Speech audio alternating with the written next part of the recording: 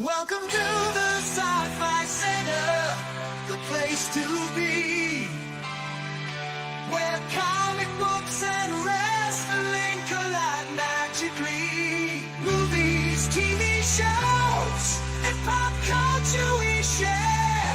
Get ready to rock, we're here to take you there. From superheroes to aliens in outer space, we've got the latest news and reviews in our embrace. Turn on your screen, let the neon lights glow. We'll take you back to the 80s. Let's rock and roll. Sci-Fi Center, where the legends come alive.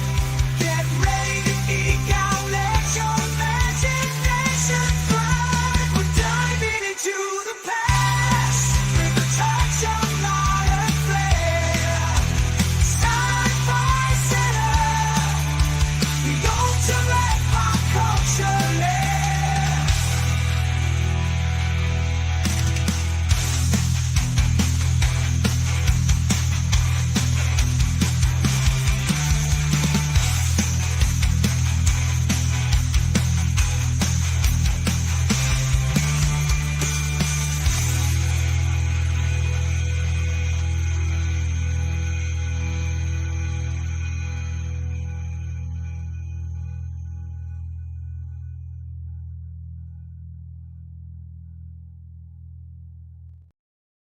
The happiest of Saturdays to you. Welcome to the Saturday Overnight Live edition of the Sci-Fi Center Presents. I am your host, William, coming to you live from the Sci-Fi Center, right in the middle of Las Vegas and not too far away from all the lights and stuff that is the Las Vegas Strip. How is everybody doing? Happy February 21st. We're going to have got a guest in the back there. I need to redeem myself. A couple weeks ago, we had this guest on, and it was a total disaster. Not on his part, not on our part, but because StreamYard decided to go full exorcist on me and destroy the show. And it has been bothering me about that presentation. Plus, we never were able to show the video while he was on here. So Derek Johnson will be up here in a couple minutes. But I wanted to get the show started off with not necessarily because it's Black History Month, right? For me, every month is Black History Month. There you go. 15 years ago today, we lost Dwayne McDuffie. For those of you who don't know, he worked on a lot of things for DC Comics and Marvel Comics, but he's for a lot of us people of our age, he is going to always go down as one of the 5 people that got Milestone Media and Milestone Comics going in a time in the mid-90s where it was a different landscape.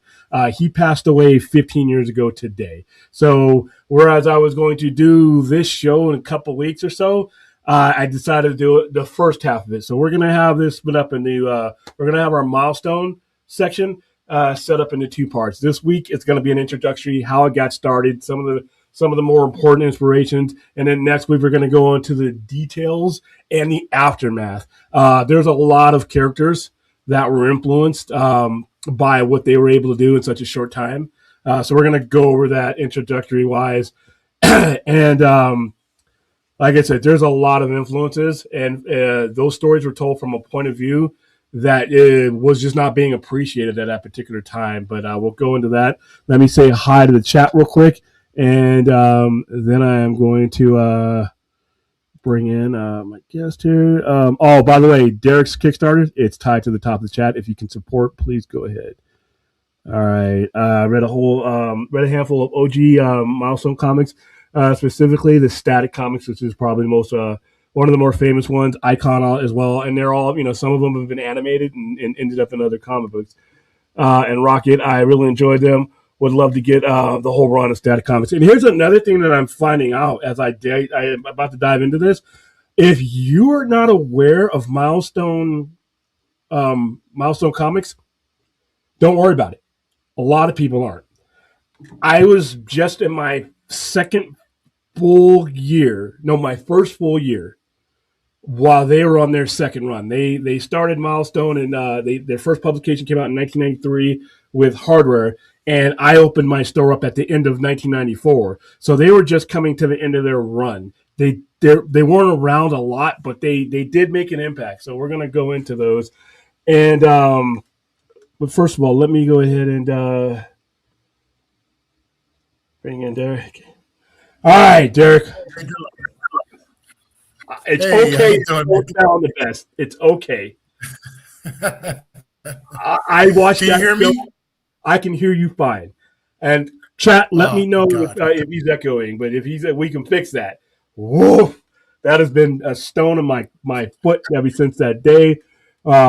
We bought that in. But before I forget, and I will forget, I am going to do something that we could not do a few weeks ago. And here we go.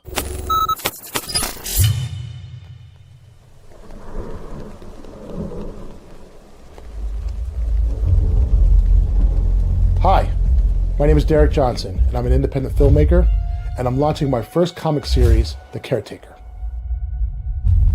The story takes place in the near future city called Blackhaven, a place that's so advanced that it has a hive mind AI that watches over the city and polices it. The Caretaker is a noir crime story. It's almost like a buddy cop movie, where you have a detective, you have a fugitive genius, and they're hunting the serial killer, and what they discover, the ritual that the killer is doing, is real. The demon is real. And they may be too late to stop the end of the world. The Caretaker is intentionally black and white. We're using high contrast to create a cinematic reading experience on the page. This Kickstarter is about helping us finish book number 1 of 6. If you like noir, supernatural horror, and creator-owned comics, I'd love for you to come build The Caretaker with us.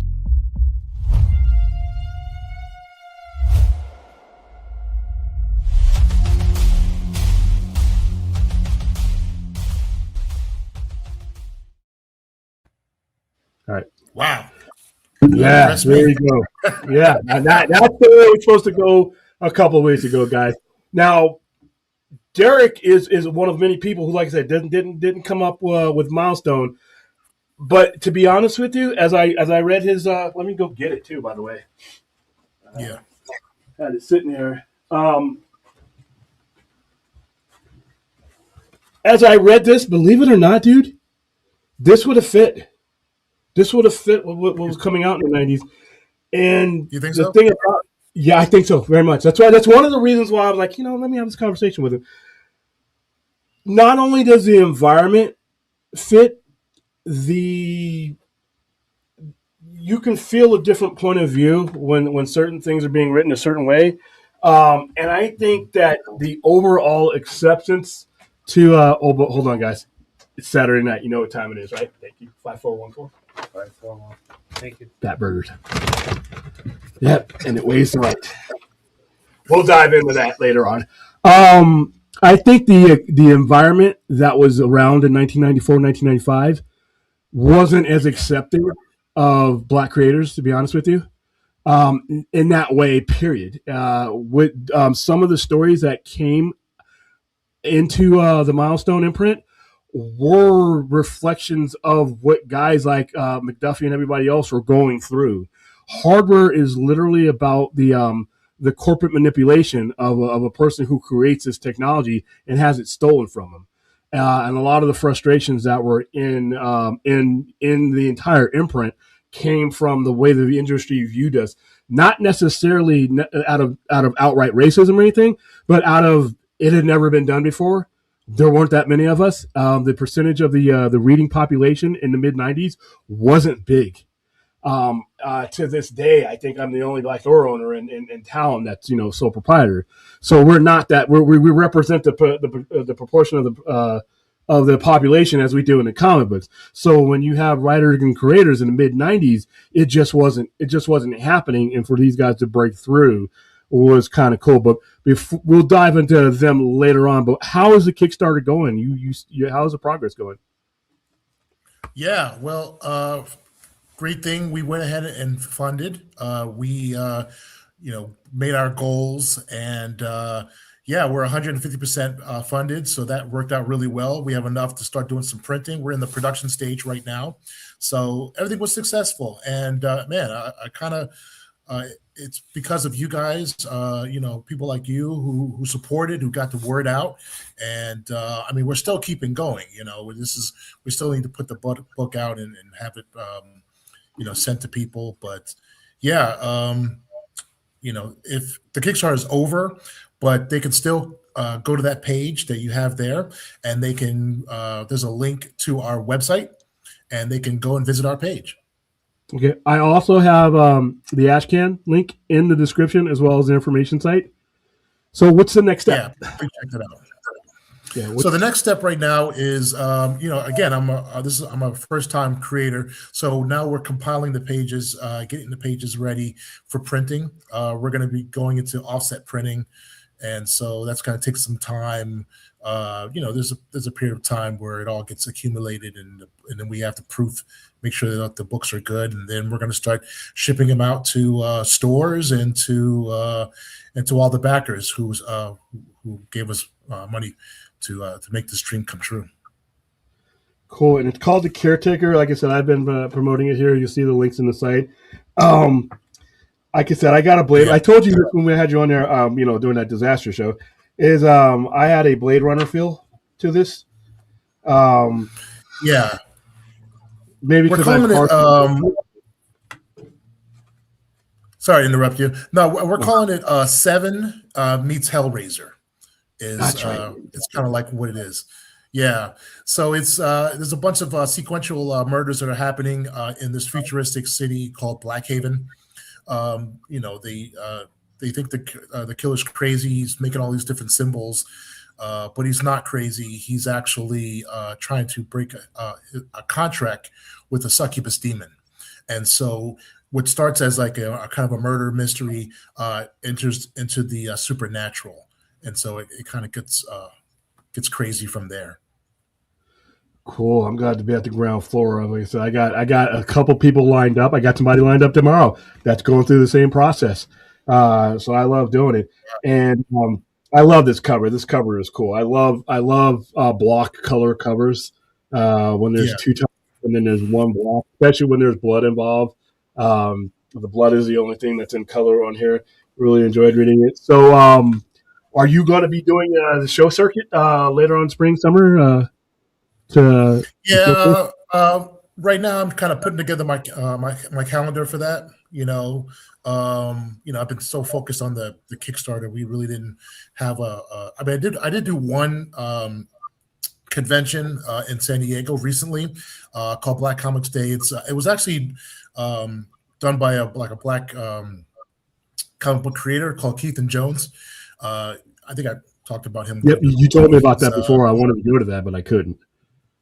Yeah, so he's been doing it for the past 8 years, and so this is my first time going to it, so I definitely wanted to be a part of that. But yeah, I'm starting to look at like Amazing Con here in Vegas is something I got my eye on. That's in May. I'll be there. And you're going to be there. Yep, I've decided to get a table. Right now, the plan is for me, and we're going to have Lloyd Kaufman out from Choma. And then we're gonna do our third annual event, our Tromania event, and we're going to actually show the Toxic Avenger, the remake, while Lloyd is here in town. So make sure we have plenty of your stuff on the shelf because it's going to be a big week for us, big weekend for us. So and I'll have it. I'll make sure that if it's ready by then, it'll be sitting on my table. So cool. Oh yeah, for sure. I think we'll be ready by then. Like we'll have books for sure. So like the completed one, and we'll definitely have a presence there. So. Yeah, that's kind of like a target for us right now. amazing Yeah, May comic. And nothing 27th was through 29th. Yeah, that's gonna be my first. I don't do a lot of shows because for the most part I'm a one man operation, but I have recently brought on somebody that will be able to, so we can cover. I don't like closing my store on the weekend because of the tourist, so I'm going to be able to yeah. be in two places at once for the first time in a long time. So I am definitely planning on being there. Now you said a couple times that you were a film creator first and you come into the comic sphere as a way of telling a story. In that time, have you become, are you more one of us now? Are you a geek now, or is he? I, it's funny, right? Because, I always considered myself a filmmaker, and coming back into, comics, but I've been reading more independent comics. And what's funny is that, along my timeline, of following different comic book creators and different artists, because people are starting to reach out and I'm starting to be more familiarized. Icon came across my feed, and I was like, "What is this? I've never heard about this character, this Well, we're going this, to this talk about Black it. Superman." And so yeah, that I'm not completely ignorant of Milestone Media, but Icon was like I don't know. It was just that was it seemed like I never even heard of this character. I'm being honest with you. I'm just being honest with the No, no, guys listen, that listen. They had 2 years. A lot of people would know them in retrospect. Like I said, and when we right. go over when I go over the storyline, people don't realize that like Hardware had lasted 50 issues. That was the longest running title that they had. 50 issues is only that's less than 4 years, depending on how long you were how what frequency you were printed out and how scattered the Mhm. frequency of your print run is. So yeah, there's a lot of people. And that's why I wanted to focus a little bit on it. Not only because of the way this is the 15th anniversary of his passing, but it's to the fact that Yeah. a lot of people don't know, but there are a lot of people who work within like the proper comics, like Ironheart. Ironheart is heavily influenced by some of the things that went on. And I think Miles Morales, in some way, shape, or form, not necessarily per one per one, but in the acceptance of this type of storytelling can be told from this point of view. Miles Morales' strength for me, for him, and the reason why I think he does so well is he's representative of a biracial, somebody growing up in a neighborhood with a working class, and that wasn't being depicted prior to the mid '90s, to be honest with you. And I think that it took a while for that door to completely open, but I'm pretty like if you start talking to the people who create these characters now, they had to be looking at that. There's no way you couldn't be looking at that and be influenced, even if it's to the point where you're putting yourself in their shoes and like, what if I had that opportunity now? So a lot of people don't know, and that's like I said. Even myself, I knew of certain characters and certain things that I was reading at the time, but the entirety of Milestone, I was not. There's some characters in there. I'm like, oh wow, I missed that, and I was selling the shit. So Yeah. yeah, I could definitely. You are not alone, and it's like I said. My thing is right now is now that we are here, now that we do have certain types of characters that are part of the zeitgeist, that are acceptable, that are not, it's not a huge issue. That what, there's trade paperbacks out there. I got a few of them on the shelf. They're out there to read. There's not that many issues, and I would implore people to take a look at them. Take a look at them. I think they may be even bringing the imprint back for a little bit. Hope so, because I think some of the characters and some of these characters have made it into the cartoons. Static has made it into the cartoons. Rocket has made it into the cartoons. So yeah, so there is still there. So all right, Yeah, growing up, Wait, I'm sorry. I was going to say, like growing up, watching as a kid, I mean, I'm an older guy. I'm in my 50s, and I just remember when I was getting into comics, there was like no representation whatsoever, really, of Black superheroes whatsoever. I mean, there was maybe Black Lightning, at the time. Yeah. That was probably the most popular Black character that I saw on the Super Friends or anything like that. You know what I mean? And so, yeah, I Yeah. missed that. I'm happy that there's a whole variety of characters that I'm looking forward to discovering and reading. Yeah, I mean, we had Black Lightning, which and then we had Luke Cage, Storm, Black Panther. Yeah. Literally, you could count them on your head. You could count. In the difference between the Milestone line is that those characters are part of a larger universe. They were black characters Folded in. representing all of comicdom, whereas when it came to Milestone, they were black characters telling the stories from a point of view of black creators. They were the story. They were in the Dakota universe. They were the story. They weren't the sidekick. Even when you had T'Challa, even when you had Black Panther, you had a character that was alongside of those other characters, and you were still telling things from that big spear of influence. Whereas these stories were being told in a world in that those people were living through in the late 80s, early 90s. And it was different because it grew the black audience. I saw it firsthand. It blew the black audience, and it didn't, I don't think it went away because it wasn't successful enough, because it was outselling some stuff at the time. I think it went away because a lot of, once it became big, when you had to mass produce things like that, you had to make changes to their point of view that they were unwilling to make. And there was clashes with like Paul Levitt and all the guys who were running it at that time, who weren't racist or anything, but they're like, okay, how do I take this point of view and sell it to the masses? Because they thought that was the mission. We want as many people to buy your books.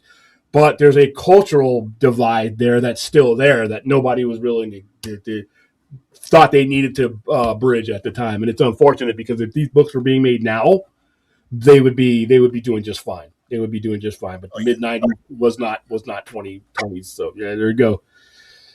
All right, man. So I feel better now that I got you on here, and I can hear you. You can hear me. I'm not screaming at the StreamYard screen. There's not that stupid duck, the free duck, what I call it, up in the upper end. Hey, thank you for giving me some of your time, and we'll be in touch to get your stuff on the shelf by Amazing Comic Con, and you're more than welcome to bring things down here. And I have anything you want, just send me, and I will retweet, I will repost, and I will make sure everybody knows about what you're doing.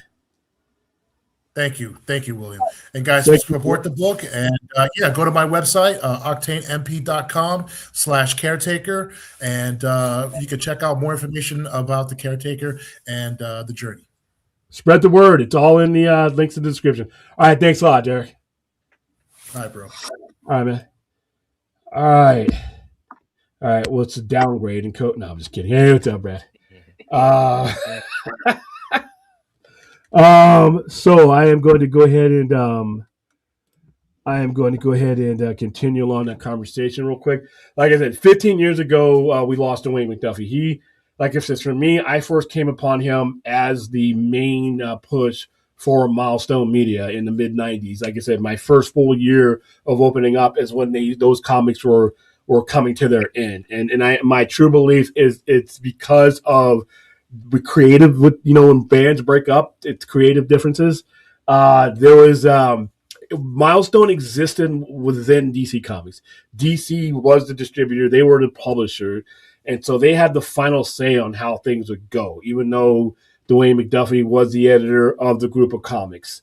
But once it got to the point to where there was some friction there about how do we tell these stories, and one of the biggest controversies that really sort of led to the widening in the gap between the publisher and hold on, let me see if did I upload it. Hold on, I just want to make sure I uploaded the right picture. All right, was this comic right here? Now, 2026, what you're seeing on here, nothing to it. No big issue. It's Static and his girlfriend, making out. Nothing exposed. Nothing, nothing like some of the stuff you see today. Like I can go get you a Vampirella cover that shows you more than what's being shown on here. And heaven forbid I grab a heavy metal. You'll gouge your eyes out if you're that much of a prude. This was 1995, however. I think 1995, 1994. This is a Static issue number 25. This is the cover that the artist and the creators of the comic wanted to have published, and this ran afoul with DC management because They culturally did not know what to do with this. You have Static making out with his girlfriend. There's a condom, literally there's a condom right under her foot, and they didn't, in my opinion, from my point of view at that particular time, they didn't know how the general public would accept that cover. So they printed they had an inside cover with this on it, but the outside cover, I forgot what that one looked like. This one's actually worth a little bit of money now because it was a short run. That kind of pissed Dwayne McDuffie off. He ended up writing a letter and printing it somewhere. I think it was in the next issue where he called out some people, and it got ugly. And not too far after that, the Static line sort of disappeared there. So, like I was telling Derek, I think that these comics, slowly but surely paved the way for a lot of characters now that we kind of take for granted. They started out with Hardware,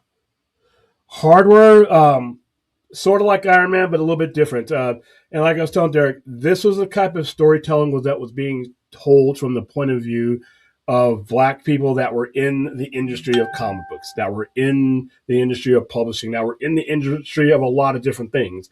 Here you have a character that created the technology, and then the technology is stolen from him, and that's why he creates this persona, this thing. And truthfully speaking, if you look throughout history, there is a lot of inventions. There's a lot of things that have been created by other walks of life, other ethnic groups that they didn't get credit for. Or they're not as notoriety like George Washington Carver. I mean, there's a lot of people that this fit. Blood Syndicate was literally about a gang. This was one of the biggest risks I thought they took back then, because you basically turned gangs into superheroes. So for those of you who don't know about the Dakotaverse and don't know about what Milestone was, most of them got their powers because the cops and the feds wanted to kill all the gangsters, kill all what they perceived to be the criminals. That's what I remembered it, and they basically nuked them with some kind of with a chemical that ends up giving everyone in the vicinity, including Static, including all these guys, their powers. So they manifested themselves differently from different people. And this the Blood Syndicate was a couple of gangs that came together and they started fighting crime. That was a big risk. You made superheroes out of gangsters. Icon to me is the most intriguing one. Icon, so to simplify it more than it should be simplified, Icon, Superman. Here's a big catch, though. And the most intriguing and most important thing about Icon is his comparison to Superman, but how they came about. Immigrant stories, two different ways. Superman comes from Krypton, lands in Kansas, white, raised that way. Icon, hundreds of years before, lands in America in the slave South and basically takes on the persona in the shape of slaves. So the perception of each character was defined by ethnicity, upbringing, and environment. And they made it a point so that, that there was a contrast. And the coolest thing about it is they did a crossover with I think it was Icon number 16, where they crossed the Dakota Universe people over with the regular DC. So you had Superman and Icon on the same page. And there's a lot of people who did not know the character, did not understand the character, and did some research on the character. I remember people who weren't buying Milestone stuff at the time picking it up because of that crossover. And there was just a different understanding, point of view. I think the strength of the Milestone stories were the points of view they were coming from, because like I think it was Dwayne McDuffie who said it, is that you had Black characters that were in these comic book universes, but they were representative of all of people that were in comics. Luke Cage was, your black representative. And he represented, he didn't, the counterparts weren't representing all of their ethnic groups. So that was one of the inspirations to tell stories that were representative of those characters and the groups that they came from. And that was a big difference, because we didn't have that inclusivity in 1995. We were all reading the same stuff that was put out on the shelf. We were all reading the Batman, Superman, everything else, and we just took it for granted and figured that's the way it was going to be. And I grew up with comics.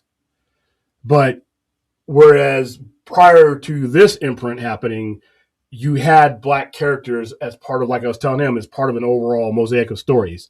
Here they were the story. Here they were the heroes. Here they were the environment. And I just wish that the creative differences hadn't happened, but it happened. Static is probably the one that most people who have not delved into who not delved into Milestone at all, which is a lot of people, because some of these characters have been on other formats. They've been in animation, they've been in other comic books since the mid '90s. So there are certain characters that that even people who didn't pick up Milestone will know without ever knowing Milestone.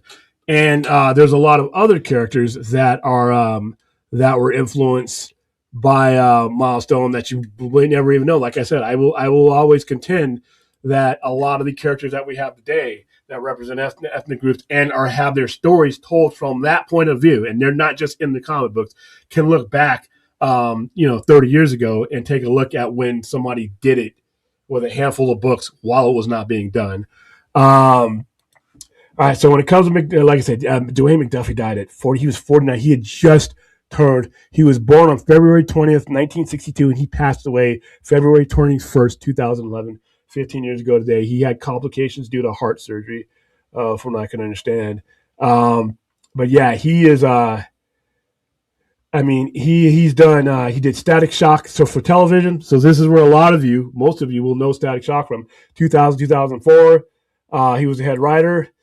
He did Justice League, Teen Titans, Justice League Unlimited, Ben 10, Alien Force, Ben 10 Ultimate Alien, Ben 10 Omniverse, Justice League Crisis at 2 Earth, All-Star Superman, Justice League Doom. So he was over a lot of stuff. I mean, he didn't just do the Milestone stuff, but he is, for me, like I said, maybe it's because I happened upon him during that time. But the other founders of Milestone were Dennis Cohen, Michael Davis, Derek T. Tingle. And like I said, it was one of those weird things to where it was kind of like Vertigo. It was kind of like Vertigo, whereas you had an imprint. And this is only was going to happen in DC. This is only going to happen in DC. Because DC was doing that. DC did it with Vertigo. And I think it was Vertigo's success that led them to believe that, okay, we can do these things without disrupting our universe. Finally. So yeah, that was how that came about, and it lasted about 2.5 years, with some resurrections here and there. But a lot of you guys, like I say, when you hear Static Shock, that I'll hear people, the people will come in here and they'll understand who that character is, but they won't necessarily understand Milestone. So here's the thing, and this is why even one of the reasons why I bought it up, not just to celebrate the anniversary of his passing. Pick it up. There's trade paperbacks out there. If you enjoy characters like Ironheart, if you enjoy characters like Miles Morales and characters like that, where you have the story being told from their environment, I think even though they're dated now, it's been 30 years and comics were different in the 90s, I still think that you might enjoy these things. So you can get them digitally, and if not, watch the shows. Watch the shows now with a different context. So there you go. And we will go into, this is part one. I'll go into part two. I'm going to go into more details of some of the other characters that came along later in the run. Also, the influence. Like I said, there's definitive influences that the Milestone imprint, brief as it was, have had on comics since then, and not just with black people, with all people. So, all right. And that is my part one of the Milestone presentation. Sorry if I ignored the chat, but I really wanted to get Derek back in here after that disaster we had of the show. All right, so the duck is here. That's always nice. Like he's local, right? He's in Vegas. Yes, Derek is in Vegas. How you doing, Kangaroo? Absolute static. Who knows, bro? Who knows? That is not your sister. Absolute static. Hey, listen, I would not put it past Scott Snyder to do it. Deadman, how you doing? I just saw him talking to somebody today on Twitter about they asked him, like when are we gonna see like Absolute Aquaman? Like he didn't like really confirm or deny. He just said, "Oh yeah, I'd love to see an Absolute Aquaman." So I mean, I can't imagine that Aquaman hasn't even if it has like put pen to paper on it, the idea's got to be in his head. So it's like we're definitely gonna see Absolute Aquaman, and like with what he's done with the other characters, yeah. Well, it's been we're rolling up on 2 years. I mean, I would assume that we are, but I just don't know when. Because remember, you thought he was next, and we've had a couple characters. We finally got the confirmation of Green Arrow. Who's a serial killer? Perfect. Yeah, like he's giving Hawkman a run for his money in this continuity. Well, Hawkman's a mercenary. They've turned Green Arrow into a outright. He's killing billionaires. And boy, in this comment, that I think that book, I'm not condoning the murder of billionaires. Don't get that. But I think in this current climate, I think that it's going to be okay. By the way, guys, and shut up before you even start with your stupid. Oh, good God, man. I have reached out to Fatburger, and I sent you the link to the show tonight. Not, I know you're not going to join, but just so you know that this is serious business. All right?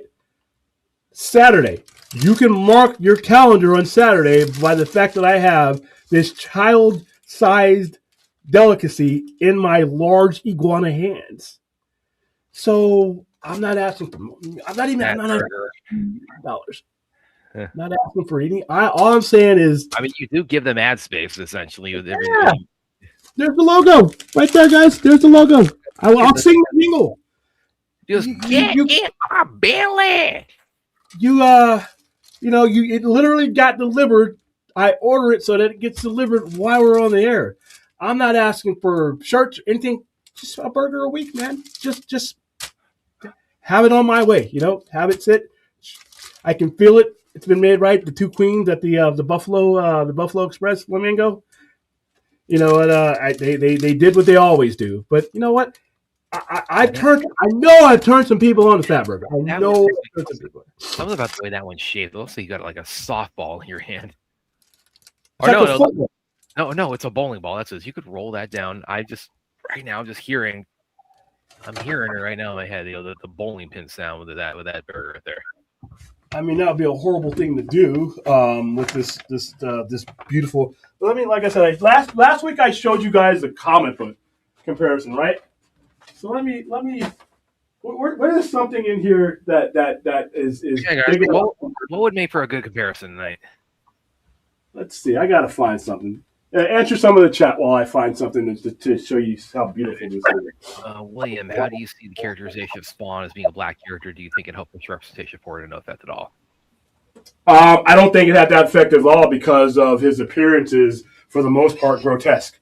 For the almost, I mean, you don't see Al Simmons, as a black person, but for what 4 or 5% of the comics. Yeah. And a lot of the storytelling necessarily doesn't, in my opinion, somebody might disagree, doesn't come from that point of view. And that's the difference between what Milestone was doing versus what everybody else is doing. Yes, you have black characters in the comic book, but they are part of something. Here they are the something. All right, so y'all have Funko Pops, right?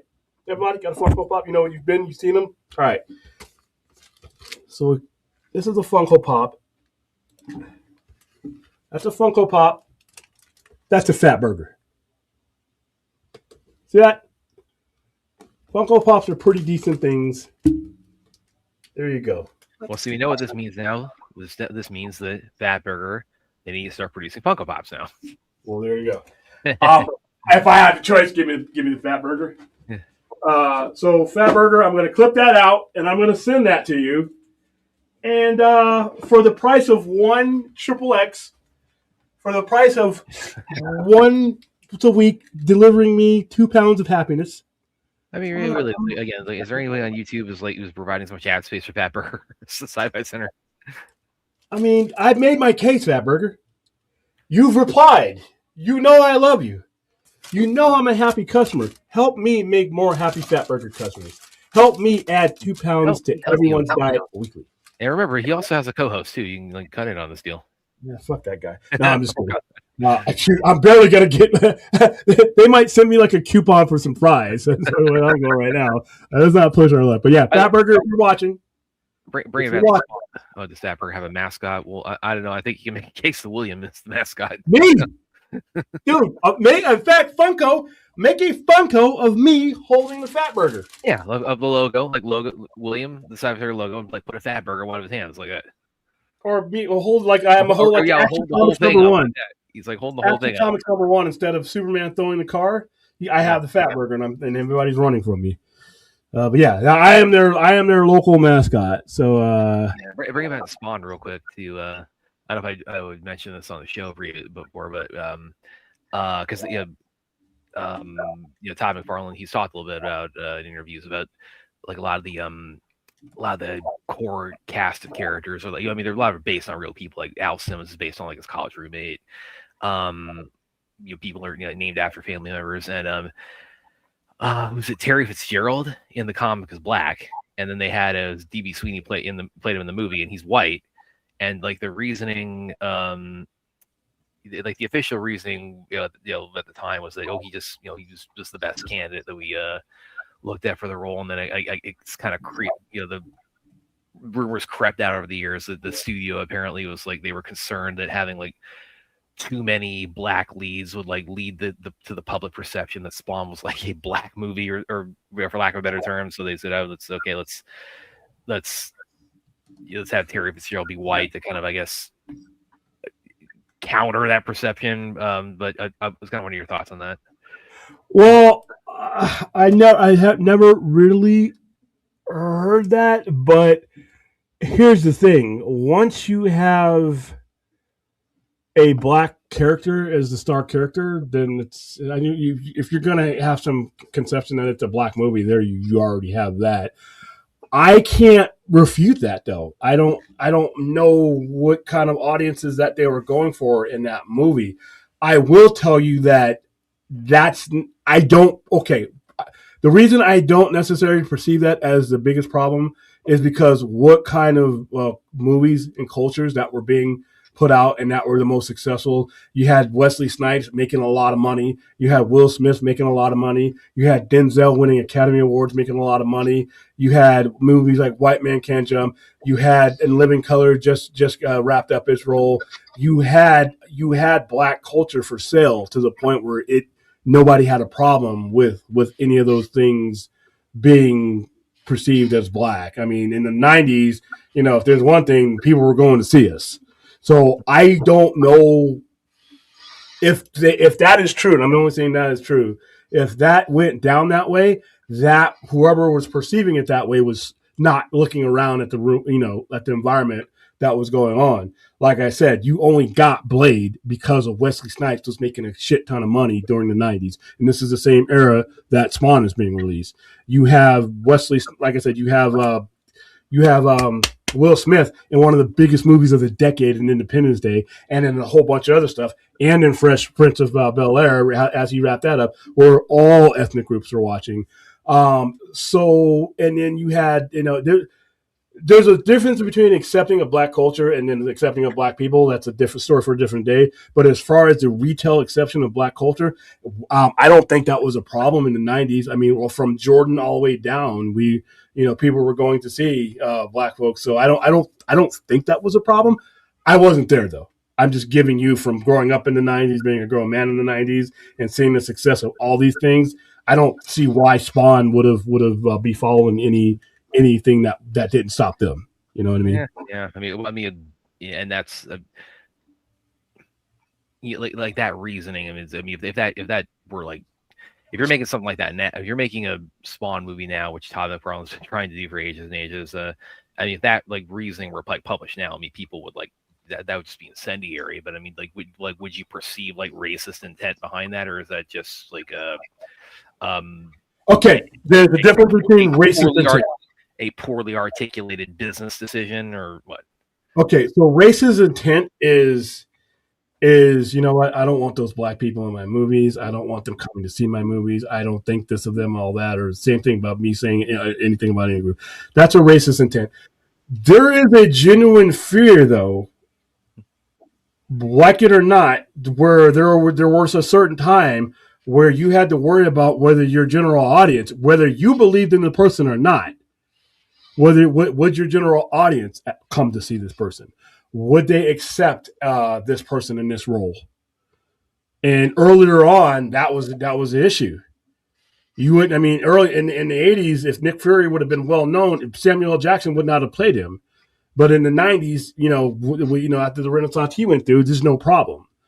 So you, even if you had a producer or a studio head that says, you know what, I think this guy read well, he's the perfect guy for the role. Now you got to turn it over to a bunch of people that are spending money in it. And if they had any fear, not that they were racist, that they weren't going to lose their ass because the general public at any given time wasn't going to accept it. That's a legitimate business decision, because you say, well, they got to, this is right. You're asking somebody, not everybody can be a pioneer with someone else's money. You had to move strategically, and you had to leverage things. You had to force things at the right time back in certain days. Once we hit the '90s, though, and then the 2000s, and now here we are now, when it comes to entertainment and commodities like that I haven't seen that. Well, and that means Spawn. I mean, obviously the character. I mean, broke out right as William was like starting the side of the center. I mean, that was the Spawn, like from comics to movies. I mean, that's like one of the quickest like turnarounds from like a character's comic book debut to going, having a movie based on him. I don't think there's any that I can think of that have had like that. Kind of like a quick of a we first see him on the page and then we see him theatrically. So he was definitely a comic book phenomenon, but obviously, and then he had the animated series on HBO. But again, it's all that it's not necessarily like a one-to-one. This is going and a lot of it translate to like a major box office hit. And go ahead. Nothing against the character of Spawn, but every one of those characters, every one of those creations that came from the Image creators, each and every one of those guys were working on the biggest books of their careers prior to signing. Todd McFarlane had revolutionized Spider-Man. Jim Lee sold more comics in history with X-Men #1. Mark Silvestri had just came off of his run of X-Men that lasted almost 4 years and was working on other stuff. You had a lot of these guys that were Eric Larson. Eric Larson had just came off of a run of Spider-Man. Rob Liefeld had helped him Fabian Nakaza had created X-Force, and where all these guys were at the height of their salesmanship, and then they took those names and that creativity to Image, and everything that Image launched pretty much did well. I mean, nothing against Spawn being a great character, nothing like that, but the way it was being presented to us, Todd McFarlane and his history on Spider-Man and all the other stuff he did. Now he's doing his own thing. That helped boost that book up to and the same thing with Wildcats, the same thing with Darkness. Each one of those guys was coming off some of the biggest shit that they'd ever done, and now they're doing their own thing. And that's what put a lot of these things on the map and made it so that they were able to sell. Otherwise, without the notoriety of those individuals, you're just talking about another indie press. But you had the guy who worked on the flagship character of Marvel, and it revolutionized and saved that book. Here he comes. You got Jim Lee, the guy who sold literally, almost 850,000 copies of the #1 issue of this, and was selling the hell out of this book up until he left. He left that book, top selling book in comics at the time by a wide margin, and he went to help start Image. So Todd McFarlane, of course, his run on Spawn or on Spider-Man, that was what really put him on the map. I mean, he's probably, when it comes to like Spider-Man artists, I mean, he's probably my #1 as far as like Spider-Man images. I mean, it's like a McFarlane Spider-Man image when you see one. Oh yeah, it's unmistakable. But and then going back to when the '97 the Spawn movie comes out. I mean, again, it's it was a different era for like a CBMs. Obviously, I mean, it's even given the success of Superman and Batman, DC wasn't hadn't launched outside of that Marvel. There was no world building. There was no world building. Exactly. We were pre X-Men. Yeah, we were pre X-Men. Not So much. we We were just we were a few years before X-Men. Then the cast of Spawn were not. I mean, Michael Jai White. Love him, but again, this was him when he was still making a name for himself. Like if you saw him as Spawn today, it's that would be a much bigger deal than at the time, because again, it's he was just starting out. And a lot, and again, I think probably the biggest names in that movie at the time were probably Martin Sheen and John Leguizamo. So this this wasn't necessarily like Blade, where again, it wasn't like Blade or Black Panther. Black Panther, you had this was being plugged into this long running, very successful franchise, and then Blade had we got a huge A-list star anchoring this. This was really the Spawn movie was was being marketed on the merits of the character, first and foremost, and that's also why they went out with the PG-13, which everybody, it's easy to in hindsight say that was a miscalculation, but again at that time, for Spawn? Yeah. Well, it was a PG-13 product. Spawn was being sold to 13-year-olds. There is potential to make Spawn R-rated, but at its core, that would have been a bad business decision, because your audience was a bunch of 13-year-olds. At the time, it would have been. It's today. It's I think that it's I think because we've had your Deadpools, your Logans, and even things Kingsman, you've had enough of a groundswell of R-rated CBMs where it's you could if you did a Spawn today, you could do that as successfully as an R. But back in '97, that was a whole different ballgame. I agree. I disagree, simply because the audience today for Spawn is still the same audience that it was then. It's still a comic book that has that kind of aspect of it, but it's not something. I mean, it says mature readers, but you can sell that. There's nothing going on in Spawn right now that would not be suited. And you would two things you would do by making Spawn R. You would decrease your audience size, which would why even do it. And two, you may misrepresent the character. Yeah, Spawn has a bunch of aspects that potentially, if you ran them to their extreme, could be R-rated. But as it is, as the story is told in all the Spawn books, Gunslinger Spawn, King Spawn, they are told in a way that could still be presented to a wide audience. In order to make Spawn an R, you'd only be doing it to make it an R. You see what I mean? It's almost the same with Venom. Venom is a story in a comic book for the most part that you are selling to the same age group that you have the rating for.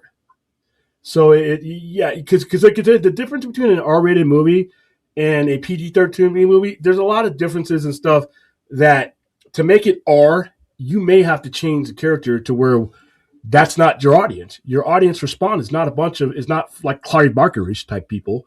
It's comic book people. So I think you got to be careful there. Not saying that it couldn't happen.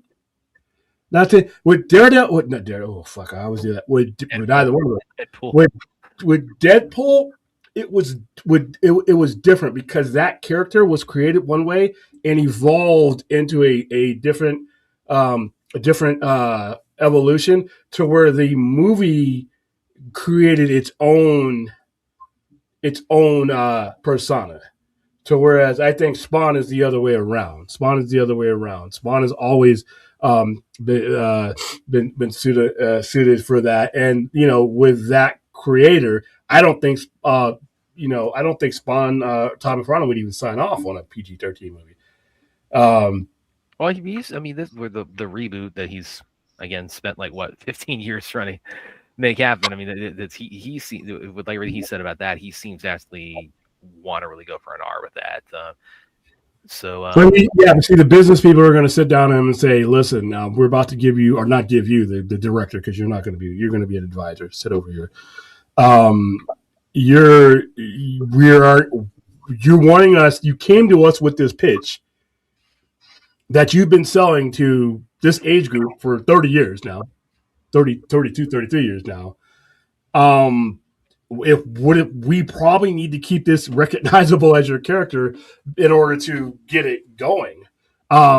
It's not a guarantee that it would be an R. Now, if the movie evolves to an R, you feel the screenwriter and the director feel that they cannot tell their story without certain aspects that haven't been there in the comics and everywhere else. If the story evolves, then go ahead and do it. I'm not saying pigeon-toe it into a PG-13. I'm just saying there hasn't been anything in these Spawn mythos that would make it some gore fest thing that that wouldn't be suitable for a kid. If you do that, you're making a decision like Deadpool. You're making a decision to evolve the character beyond that. Then why do I have Todd McFarlane here? Because he presented me with something that's been suitable for that age group since 1992. So that's a tricky question. It's a tricky question.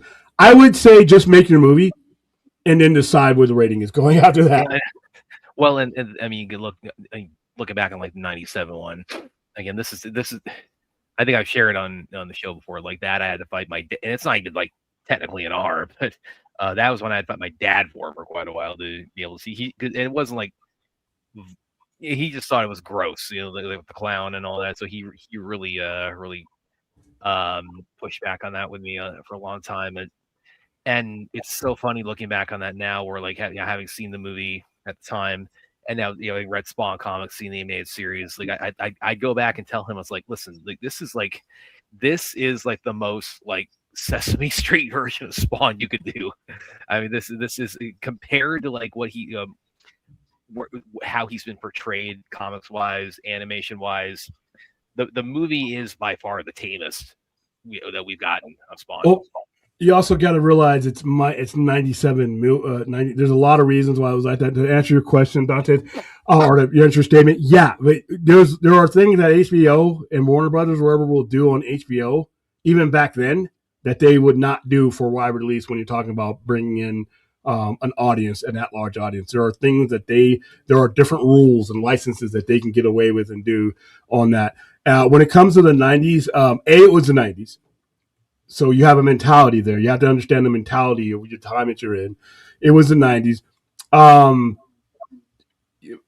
I think I'm echoing to you. You also, it was such a new character that you'd only been around less than 5 years when that movie came out. So I don't even know if the character was fully developed to have that kind of definitive movie, to the point where how do you really even do it? The Crow was different. The Crow, you had the miniseries, but they were both, I won't say low risk IPs, but they were ones you could easily do because you didn't have a bunch of gatekeepers saying that's not the Spawn, that's not the Crow, because you didn't have very much material. I mean, I think by the time the movie came out, maybe Spawn was on 50 issues at the time. So yeah, it was a different era. So if I'm making a Spawn movie for 2026 and beyond, I can't even use those as a reference because the way movie making in the 90s when it came to these type of things is different. You also have different influences in between 1997 and now. You have the whole Conjuring type. So you have all kind of metaphysical type movies. So if you did want to go R, you could go Hereditary. There's a lot of things that you can do with Spawn if you wanted to go R. All I'm saying that it's not automatic that it would be a lesser movie if it weren't R. That's all I'm saying. Hello, Jose. How you doing? Live from New Zealand. Yeah, me too.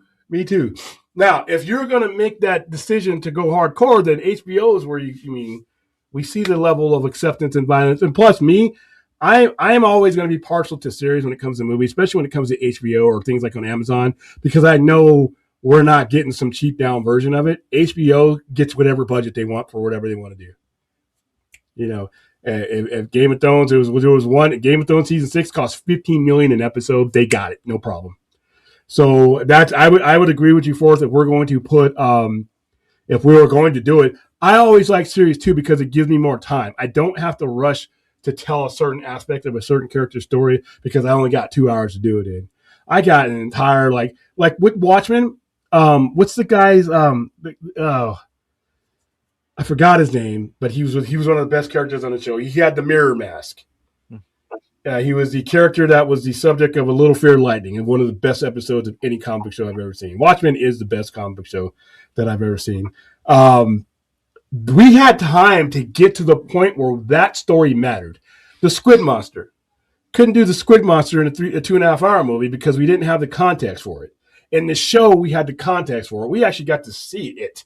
Or see the Squid Monster. So when you have a series, you have more time. You just have more time to flesh it out. So I'm a serious guy, so I have to agree with you there, Fourth.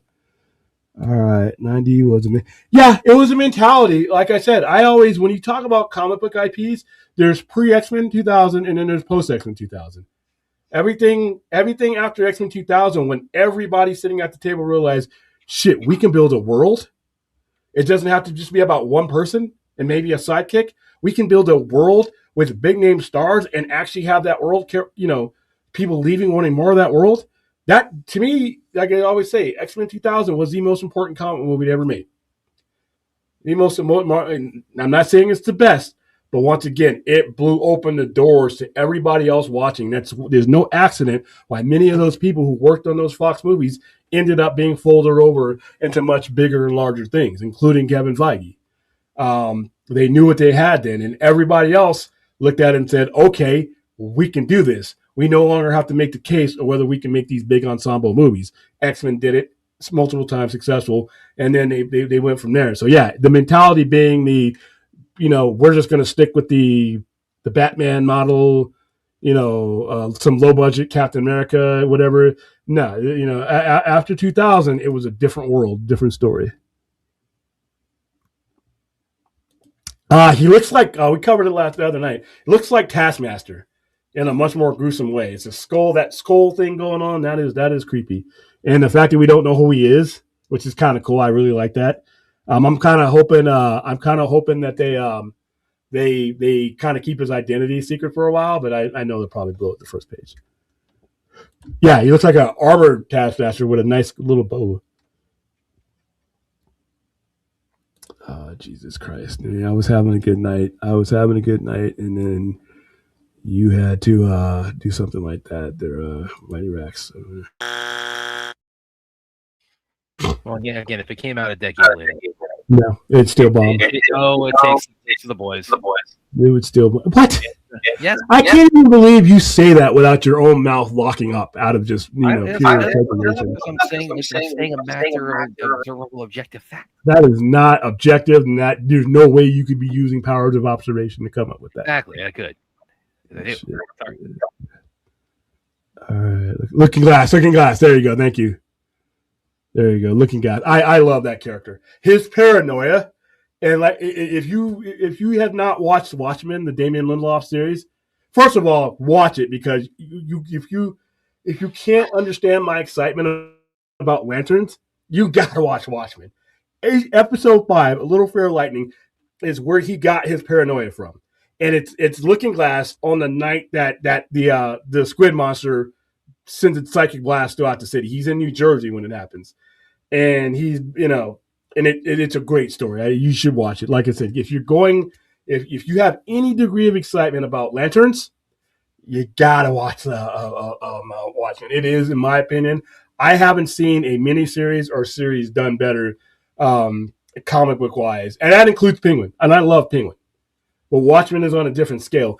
And just like the Watchmen movie was unfilmable, you get yourself into the weeds once you start adding on story to something of that lore. And he was able to do that without really screwing things up. So, and it was great. All right. Thank you for the, because I don't know why I couldn't think of Looking Glass. Rational Skeptic, $5 super chat. Thank you for the support, William Brad. If a strike happens, do you think some movies like Spider-Man and Supergirl will move dates? It depends. I'm going to answer this first, and I'm going to use the restroom real quick. Is there talk about strike happening this year? Yeah. And then you have the whole AI. We were talking about it on Film Junkie, because the AI question is going to have to be answered. And I think it's got to be answered at so many different angles that it's going to cause a problem, because it's not just a strike that's going to solve this. You're going to have to legislate this shit. You're going to have Congress get involved in all their conflicts of interest with these AI companies, because you can't have some cat behind a computer just being able to slap at keys and duplicate other people's work and take advantage and or misrepresent. You're going to have laws, regulations, and then when it comes to other countries, you're going to have treaties, trade treaties that cover this. So this is not just a strike. This could be a stoppage on a lot of different fronts, but I think the entertainment industry is going to pay for it via strike. They really should have solved this issue last time around, but I understand they just wanted to get going again. But in this case, if they do it this time around, they can't be moving movies and stuff. I don't fuck the press junket. I understand. But do not fuck with Dune 3 because you cost the Academy Award last time. I would say get these movies out and then do re-releases. But I hope that's not the case, but it very well could be. But if I have some of these blockbusters, see, Dune 3 has already had two press junkets, 2 commercials, Dune 1 and Dune 2. Supergirl, I don't know, but that's going to be a hard decision. I'm glad I don't have to make it. Thank you for the continued support, Rational. And then I am going to go use the restroom, and I'm going to go get my covers because we got to cover Batman's Rogues Gallery because it's looking more like Godzilla's Rogue Gallery, both in size, scope, and absolute fucking horror. Absolute Poison Ivy is just gross, and we'll get back on that. I'll be right back. I'm going to apologize to the chat and anybody watching this in advance. I'm leaving. Yeah. Get out of here. It's like, what do you guys got in the chat for me? Okay.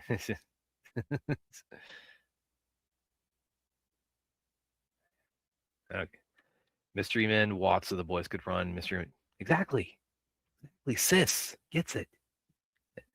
Actually, there was one on the I think it was Joe Blow did put out about a week or two ago. It was like what happened with Mystery Men, kind of retrospective, and they say a lot of the same points I'm making. It's like this is like covering a lot of the same territory as The Boys. It's like it's satirizing superheroes the same way as The Boys. So again, the only problem, what caused its failure, was that it came out a decade too early. If it came out when we're actually getting like 3 to 4, if not more, DC or Marvel movies a year, then it would absolutely be a big success. I guarantee it. And again, if it comes out like 2009 or even like 2015, it's like I question that in that reality whether we even get The Boys at all, because like Mystery Men is The Boys of that alternate timeline. Of course, we don't want to. Williams would talk about doing that for a while, so probably William. He's probably gonna boot me out when he gets back.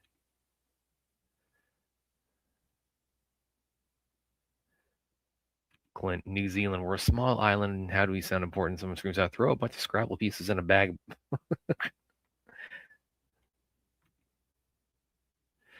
Tons of tourist dollars. Yeah.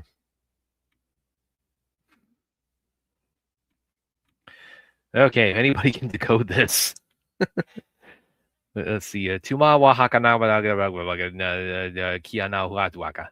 Okay, Clint. Whatever that means, I'm sure it's very insightful.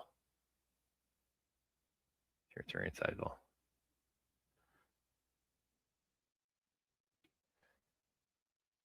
What else you guys got?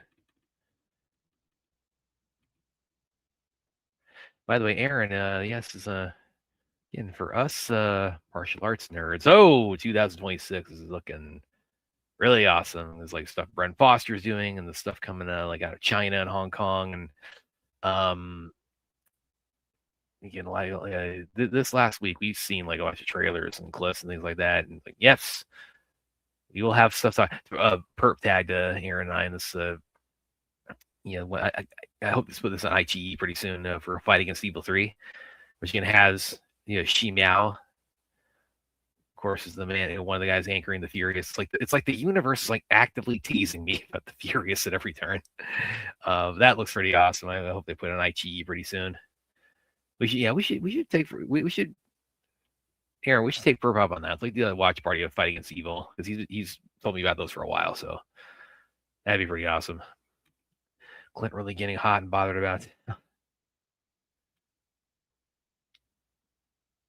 See, I think where's that one comment? Where's that comment? Yeah, I think what this is. I think this is Clint tried to like type like the like the Maori haka, you know what they say when they slap their legs and like dance before they go to bed. I think he tried to type. I think this is his attempt to type with that chant with it, and he failed spectacularly because it sounds nothing like this.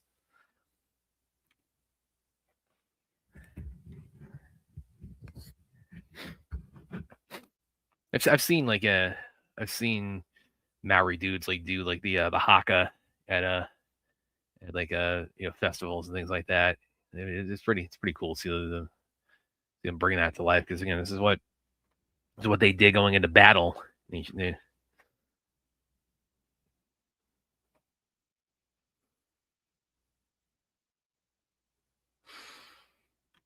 Learn about New Zealand, okay.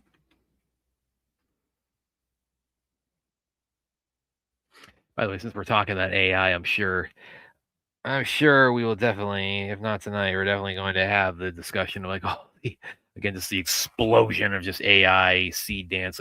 The thing about it is, like, that's all they are right now is these videos. It's just like, okay, this character fighting this character, or this celebrity fighting this celebrity, and the fight scenes are always so like, I can always tell when something's AI because it looks too clean to be human. It looks too overly polished and pristine like that. I can always tell when something's AI, and like we've had like 500 of those. In fact, you guys were talking about that on Film Junkie a little bit ago, weren't you? Like all the AI stuff that we've seen in the last week or so. Yeah, I am. First of all, you guys know from the get-go, I'm not a big fan of fan-sponsored stuff.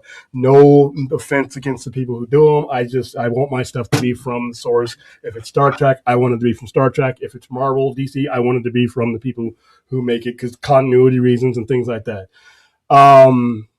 There's going to have to be a reckoning now, and somebody's going to have to be made an example of. When these guys are making these things and he's doing AI using IPs that they don't own, you run into misrepresentation.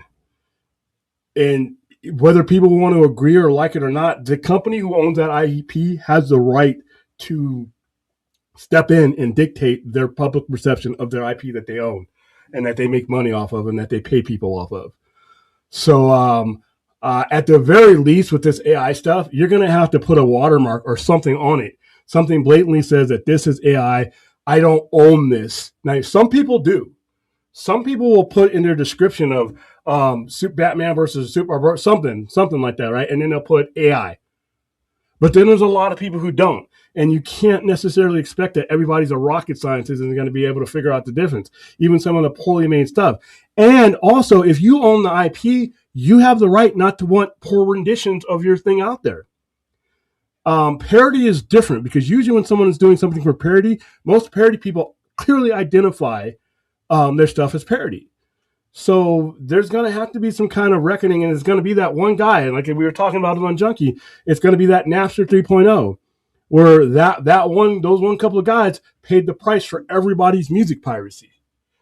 It's going to be that one person who misrepresents something, and it has to be taken to court for it. Because one of the things that fans don't realize sometimes is that what's the big deal if somebody's doing this and they're doing it with their own this and that? Well, A, they don't own an IP, and you may be muddying the waters of perception for when that person who does own that IP wants to actually go down that road. Maybe they don't want to do a Justice League 2 right now, but you know what? Someday they may, and here you go with stuff that's not real. And that stuff muddies the water. Not everybody's one of those 3%ers that can identify everything immediately. Some people just see this out of the periphery, and you're muddying the waters for them with an IP you don't own. So somebody's going to get the hammer dropped on them. Somebody's going to get absolutely fucking destroyed in court, because they're going to go up against a corporation or a studio or an IP owner that's going to have limitless resources to hire the best lawyers that they can. And you're going to roll up here with their AI stuff, and they're just going to step on you. And it's not even going to necessarily be a fair fight, but they're going to do it to say that all you guys out there making these things, this is what's going to happen to you.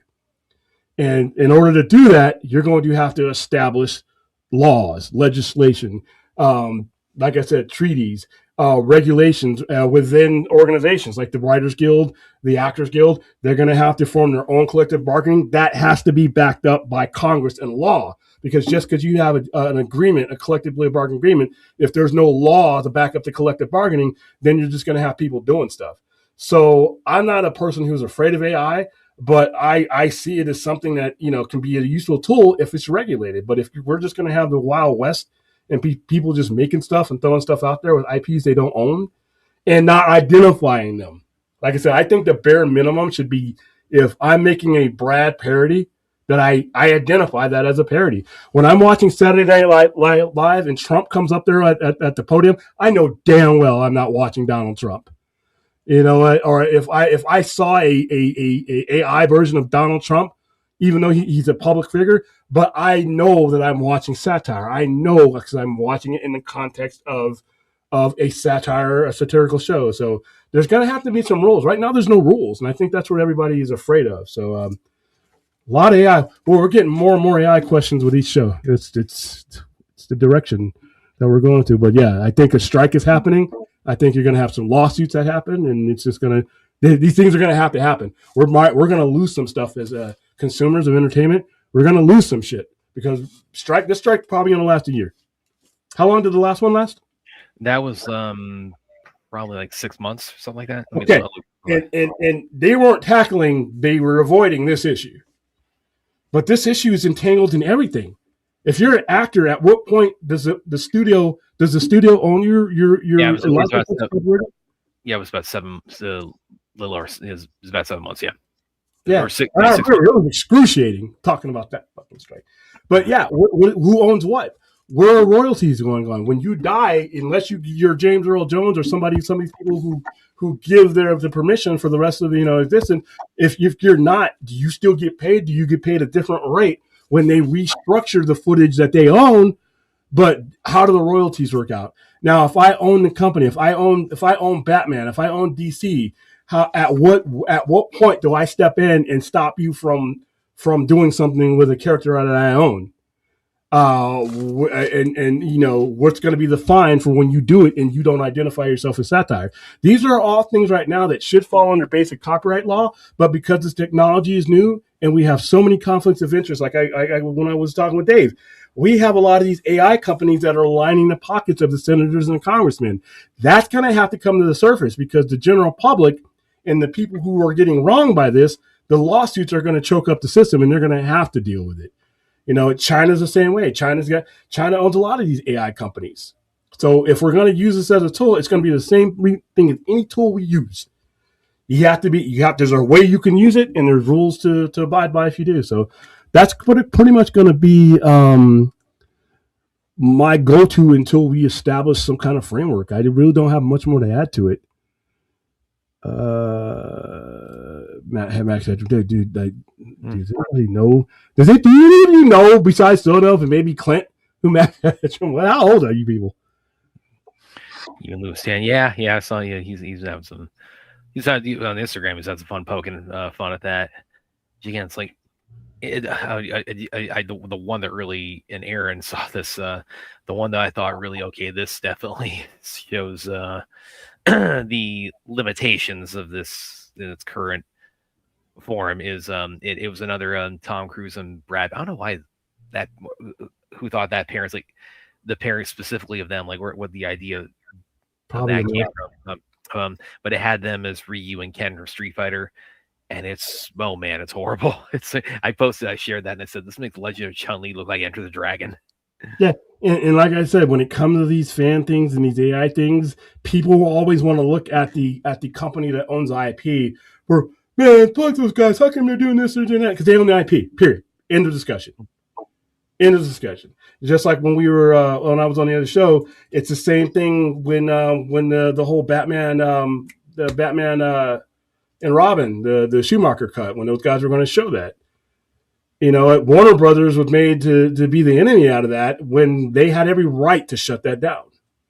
And if they don't want that perversion of the movie out there and they own that movie, you have to respect that. And I think a lot of people don't. And I think it's the same. I think it's the same discussion you're having when you have with AI, but it's a much more larger scale because the AI technology is out there for anybody to use. You just don't have people that respect the people who run the IP. That's part of their business that you're infringing on. So I really thought the official branding day teaser came out the other day through Tyro and Magnus channel. So yeah, it can be and there's nothing I hate more than fake trailers. And you know what? And the better they're made, the more I hate them. You know, you can really, if I were the distributor, the theater, I would be merciless when it came to those, because the way you ramp up and dictate the trajectory of the excitement of your movies is via your trailers. If somebody else out here making these fake trailers, then they're really interfering in your signal. And it doesn't matter what level you think that they're doing. Oh, this is just a little goddamn. No, that is your perception. If I have not put that trailer out and I have a certain way that I'm leading you into this movie and I got this happening, I'd be pissed. So yeah, I think one of the things I truly hate is fake trailers. Now, there are some that in the description, this is AI or this is AI or so-and-so, this is in parentheses AI. I will skip those because I know those aren't the real trailers. For those of you who like those trailers, continue to love them. As long as they are identified that this is not official, stuff, then you're fine. But some guys, people don't do this. I can tell you how many trailers that I've seen to where, I thought I was watching some legitimate shit. And then I was even more pissed off after I realized it wasn't. Because I have to scroll down in the comments to see, with the person probably, no, this is not mine. They say, I don't own this. I'm like, dude, you should have said that right at the beginning of the video. That should have been your preamble. I don't own this. This is AI. Enjoy. But we don't have enough people doing that, and that's where the problem and the perception goes. So yeah, there's going to be some lawsuits, but but the other side of that too is like that's where I'm not as, or I don't foresee I foresee lawsuits coming about in some capacity, but I don't necessarily see them being as frequent or as widespread. Because at some point, these big studios, if you're talking about like people making YouTube, throwing the stuff up on YouTube, at some point the studios got to realize they're gonna spending more on legal fees than they are they're gonna get back like any kind of damages for this. So it's like so you have to also kind of weigh, like if you're the studio, it's like, I mean, how much effort do I want to put into this for like what I'm going to get back for it, as far as like fighting people who have lesser resources and therefore less than I'm going to collect from it. You do it, you still do it regardless. And here's why: you set the legal precedent, because you, as a person that's doing this spoof, don't know if you're going to be that one. Are you going to be that one that gets the salmon going upstream that the bear gets? And once that bear gets you in his jaws, doesn't matter who else gets away with it or how many other people that they get. They need to do it to the point where everybody that is thinking about doing this needs to put themselves in the shoes of the person that they're going to get. And you do that enough to the point, because otherwise you have to do things to control your brand and the perception of your brand. And that's what you have a legal department for. And just like Napster, you know what? There were millions of people out there pirating music, but Napster at that point in time was shut down. It didn't take them suing everybody, So and then you also have YouTube. YouTube, they don't have to take everybody individually to court if they don't want to. They can make as many examples as they want to. Hopefully, people will be smart enough to figure out, okay, let's not do this. YouTube, they can hold YouTube accountable, because many of these studios have deals and business deals with YouTube. You ever wonder why YouTube strikes you down or shuts your shit down so much when it's somebody else's stuff? Not necessarily up to them. It's because they have deals with these companies, and that's why they get shut down. So YouTube will be a big part of the police force that ends up shutting a lot of these things down. And so they won't have to file 1 billion lawsuits, but you'll have to get to the point where it'll if you're making something and you have not identified it as AI, and it's going to be just like when you get us bratted. Well, and I remember like a couple of years ago, there was a sorry guys, there's a guy I know in the business. He and some friends, they did now this is like before like all this current AI stuff. This is like 10 years ago. So I met him at a con, and he had a panel about it, and they did a fan film called Deadpool and Black Panther. John, have you seen that, William, by any chance? Mm. Yeah, so it was a fan film, and some people like in the audience like asked like, I mean, what's kind of like the legal channels you guys have to go through with this now? Obviously, and this is you can't break that down necessarily like for a single Comic-Con panel like all that and you know just one column by another, but they the way they laid it out, I remember that was they said basically this is like a kind of these are people in the business and they produce this kind of get their names out there more. It's like it's like, hey, we did this. It's like this is kind of like shows what we can do either behind or in front of the camera. And I remember the way they put it was something like basically like as long as we're not like generating a profit off of this, it's like they're okay with us doing this. That's like Marvel specifically because it's Deadpool and Black Panther. They said whatever clearance they worked out, they said like as long as like we're not generating like income from this, they just kind of leave us alone. So see, they got permission. Well, now to be clear, it's like I don't know if they like called up Marvel Studios and like asked, "Can we do this?" But more than likely they did in order to do something on that scale. The way they put it, and this is before the Deadpool movie and certainly before the Black Panther movie came out. So, but those are no characters; those are established characters at the time. But yeah, that was kind of my the way they laid out is again, as long as we're like this is not something we're selling tickets for, or like we're our bank account is growing from this, they say okay, you're fine, have at it. And there are certain cases where that same studio may come back and say, you know what, at this point, no. They have every right to say no whether you're making a profit or not, because whether you're making a profit or not is not relevant. It's who has the right to dictate the course of the IP that they own, regardless of the dollar amount. Whether you're doing it for charity, whether you're doing it for free, who has the right to dictate the energy that surrounds, the IP that we invested in, that we own? We have to protect, because otherwise, if you let every Tom, Dick, and Harry do that, you're going to have some schlock and some shit out there, and you're lowering the quality of the atmosphere, because once again, not everybody's going to be the rocket scientist to be able to discern this from that. And they shouldn't, as a IP holder, you shouldn't even have to deal with that. So you're telling me that like the studios who made everything that is going to be sued for the next scary movie, they could say this is infringing on the perception of what we made, we can block the release of this? Because that'd be awesome if they can. They could, but you also the thing, most of those, if you look at the studios who are running these movies, most of them are from those IPs to begin with. They own the IPs for the most part. And then the other ones do this. Please do this. A scary movie, like in perpetuity. But something like that, remember I said, something like that is clear parody. Yeah, but it's also clear, like lowering the standard of the perception of their. And in which case they would have to get permission. Like for Meet the Spartans, they had to get permission from. I think that's the same company, though, isn't it? No, it was Warner Brothers did 300, and then it was Fox who did Meet the Spartans. So they would have had to get, and they turned that around in less than a year. Yeah, and they would have to get a copy. But you also got to realize that you're talking about another studio making a parody of another studio's property. We're not talking about Joe Average YouTuber with some tech that he got ordered offline, because there's a discipline, when you're handling somebody, because you don't want that other studio to fuck you like that. Whereas when you're at the Wild West on the internet, you don't care. You clearly don't care what happens to that studio's IP, because you're doing something with it like that. You don't care what perception of IP it means, because you may not do, or you would get permission.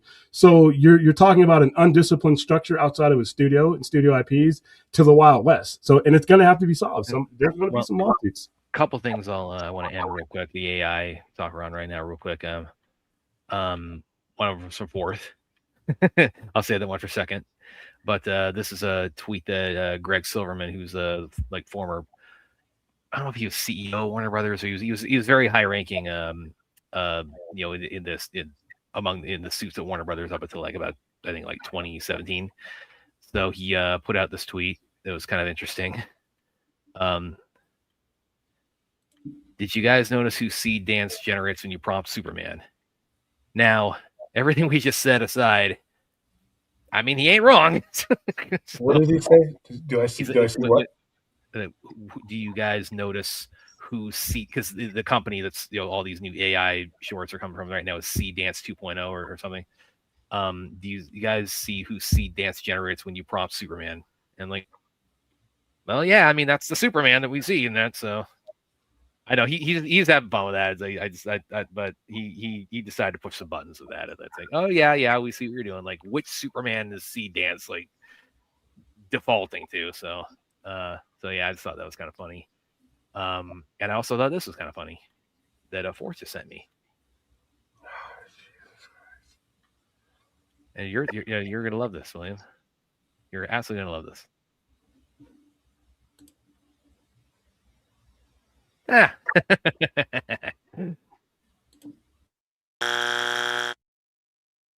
Like he even put like the coming soon thing at the bottom. Starring the man. You're gonna get the lightning bolt right on the shirt, I guess. Anyway. Yeah, you forgot to put the lightning bolt there on the shirt for us. The legend's back, back and hungrier than ever. Something that was actually on the thumbnail. All right. For some reason, that's kind of our 2 cents on AI tonight. Yeah. I am really. I have been avoiding this conversation because there's just too much to be figured out. That I don't know. But that must have gotten past me that there is apparently talk of like another impending strike that like this coming cycle, like this year. Yeah. Oh, I mean, I don't know how that slipped past me, but I mean, again, all right, buckle up again. All right. So for some reason, I think that Absolute Batman, out of all the Absolute titles, is inspired almost entirely by John Carpenter in some way, and it's specifically one or two movies. 1982 is a thing. Batman is fighting Godzilla level and type enemies. And size. Some of these things that he's fighting end up being as big as some kaiju. All of his villains are horrific. Now, the other Absolute characters have counterparts from their old worlds that don't look nearly as grisly as like this. And it, to me, the Absolute Poison Ivy that we reviewed the other day really set me off. I'm like, this is fucking nasty. All right, but so start out with the tame ones. That's Mr. Freeze. Gone are the days of the dude with the fishbowl on his hat or on his head, wearing a spacesuit, freezing you to death. Now we got this guy who has ancient biological warfare freezing shit going through him that he allows him to infect other people with this cold disease. All right. He looks like the Slender Man. I don't know, but this is a dramatic departure from the Mr. Freeze that we know. Bane, other than exploding down to his brain and eyeballs, is roughly right around the same as he was in his man, except for his size. For some reason, he's like 15 feet tall on any given frame. A lot more violent. I mean, the veins coming through, the venom. Like I said, most for the most part, if you were just to see this picture, you're like, that's just Bane.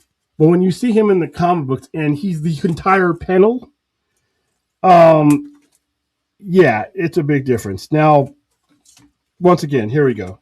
So he's fighting Killer Croc, and there's Batman, who we already know is like 6'6", 6'7", huge.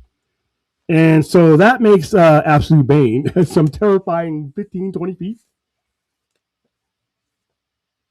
And then Killer Croc. Now, this isn't necessarily a villain. He's still Bruce's friend at this point. I hope it stays that way. Killer Croc went from being a humanoid-looking, scaly-looking thing with, reptilian features, and that's pretty much it, to a giant alligator that no longer walks but crawls and swims. All courtesy of Bane. We've gone over this one. I think this was the one that let us realize that this was this Batman is going to have it hard in this universe. This is absolute Joker. Now we all know what the traditional classic Joker looks like, but when he wants to, this particular Joker can turn into something that has the body of this.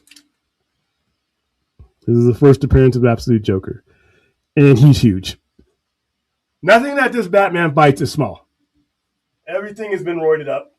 That must be that dark side energy. But that's the face. There you go. Huge.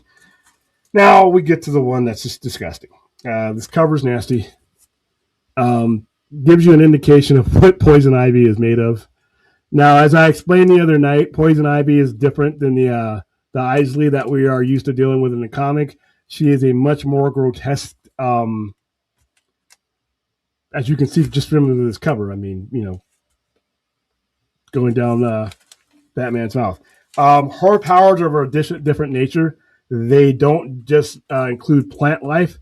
They include human flesh, human cellular structure. She can create clones of herself that look beautiful, and then she can create things that look just nasty. Let me give you an example. Like, this reminded me of Alien. This is when Bruce is scouting out her lair, and as you can see, those little pink things, those are babies in those. It's the second time one of Batman's nasty enemies is doing something with babies. What's going on, Scott? She's taken over to the entire building with her fungus. There's a couple of them. And by the way, Bruce Wayne rolling around here with a chainsaw in his hand reminds me of Ash. He's coming through because he's cutting through the foliage, so he's got chainsaws on either hand. I thought that was cool. And there's absolute poison ivy, and she's a doctor. She's just she's studying human cells and things and mixing them with plants. And so instead of just plant everything, she's everything. Cats, dogs, doesn't matter. There's one of her creations, and for those of you who are into biblical art and have seen the biblical depictions of angels, that's what that was inspired from. The angels don't look like the things we see around Christmas. The depiction of angels. I forgot what book it is, but it describes them as hideous things that human eyes cannot comprehend. So we comprehend them as that. I'm getting to the part where it's just like,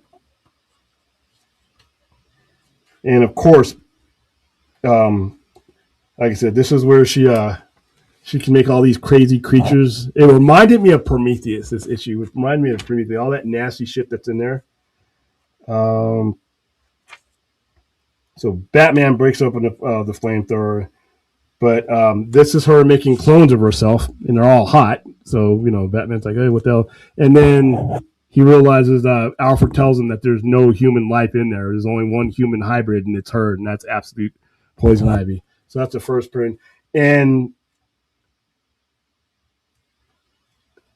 all of Batman's enemies are either really big, or gross, or both.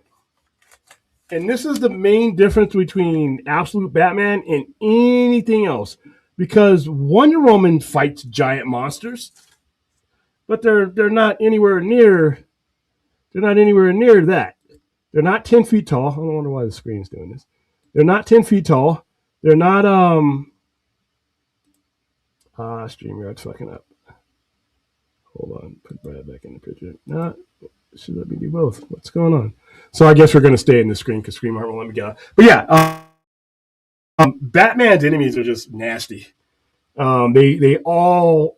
Scott Snyder, if you're watching, how many times did you watch 1982's The Thing? And there's a couple other anything by Cronenberg. This guy's work reminds me of like The Fly. The Fly is another movie I think has to. If I had to guess, the movies that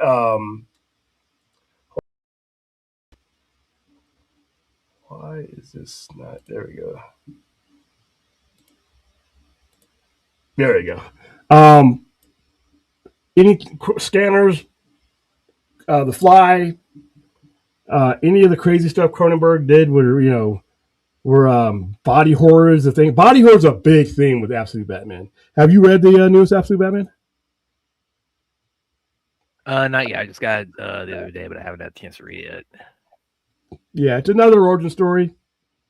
It's gross. But yeah, like William said, like I've said for a while, like the villains are resembling Godzilla villains in Absolute Batman, because the mandate clearly without the outset of Absolute Batman was make everything bigger. It's See, I didn't see her in the anime. Were they like this? Fourth? Were they this like? Was she anything like this? Because this is a. Well, you probably you tear the building up that you ran into. So let's see. You guys are still laughing at that disgusting good burger thing that he put in there. So. Yes, indeed. That burger. Pull the trigger. Do it. What else do you, I am a loyal disciple. Every Saturday, you know what time my show is. You should, just I should be. Don't even have to pick up my phone anymore. I just and I'll know when my 2 pounds of happiness is on its final approach to the Sci-Fi Center. Well, I'm going to enjoy tearing this thing up. So I covered all my. I only had the 2 thumbnail items, and then we talked more about Milestone. And thank you for Derek Johnson for making a reappearance after that disastrous last one. Got about 10 more minutes before I call it a night. Let's see. It makes you smile. Oh, geez. Yeah, that's the Seraphim.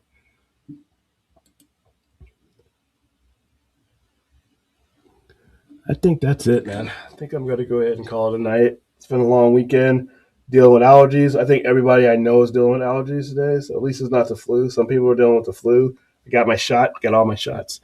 So I haven't had the flu since 1999. I've been getting my flu. Let me knock on wood. Been getting my flu shot since 1999, and I have not gotten a serious case of the flu.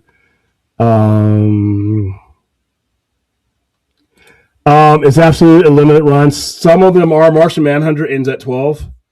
I am not certain with the other one, but it was Absolute Manhunter was supposed to end at 6, and it's now on issue 8. So there may be an extension depending on, because the cells of it are strengthening. So, but I don't know what their original plan was for it. But he says there was a limit. There's limit. Some of them are limited, and some of them are not. But that could all change with cells too. I feel the same way about Kurt Cobain's death as I did in April of '94. He committed suicide. He was a person who was prone to suicidal thoughts to begin with, and he was self-medicating with heroin, and he had issues. So no, I don't think there's any conspiracy. I think people say it's homicide. There's been no evidence in the 31 years since he has passed. Any real evidence that I've ever seen brought forth that says that homicide is when it's death by another person. Homicide. So basically, in this case, you're saying murder, because not all homicides are murder. If I rob a bank and I get shot in the process, that's a homicide, but it's not murder. But in Kurt Cobain's case, I have not seen any credible information in 31 years since we lost him to say that it was anything other than the suicide. Given his temperament, his demeanor, and where he was at in life, and when his depression and heroin, I have never been seen. And like I said, if there's new information, I haven't seen it. So that's where I'll leave that.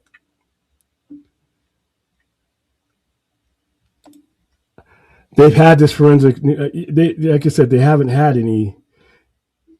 They've had this forensic wherewithal to determine this. For 31 years. And now and if we're going to say he didn't kill himself, then who killed him? I mean, I've always heard the conspiracy, Courtney killed him. I'm like, what, why, why? She was wacky, but she wasn't like, kill the father of my daughter wacky. In the manner he died, he thought it was self-inflicted shotgun wound. And a gun that they proved that he could fire from the angle he did. So, I don't know. I'd have to take a look at the evidence, I guess. Everyone is getting sick. I've gotten sick since spring and summer, I believe. Yeah, you have flu season. That's the tail end of flu season. Plus, you have allergies. In some places, it's been raining and snowing, or it's dry, and that fucks up the pollen count. Trust me.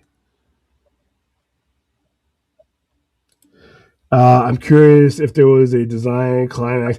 He said there was an ultimate end to it. He just doesn't know when that would happen.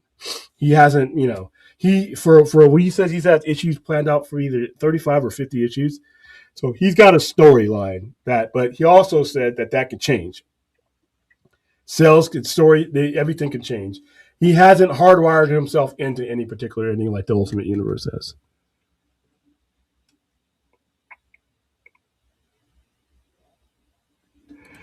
We're also talking about somebody who was literally, self-diagnosing or self-medicating an ulcer with heroin. If there's just nothing that I've seen that. Now, I'm not going to necessarily put that in the whole fantasy of like, is Tupac alive? Is Elvis out here on the highway type of situation? I'm not going to call it that wild a conspiracy, but I don't think it's founded in anything that I've seen that would say, okay, what the hell? Because they've been investigating that scene, since April of 1994.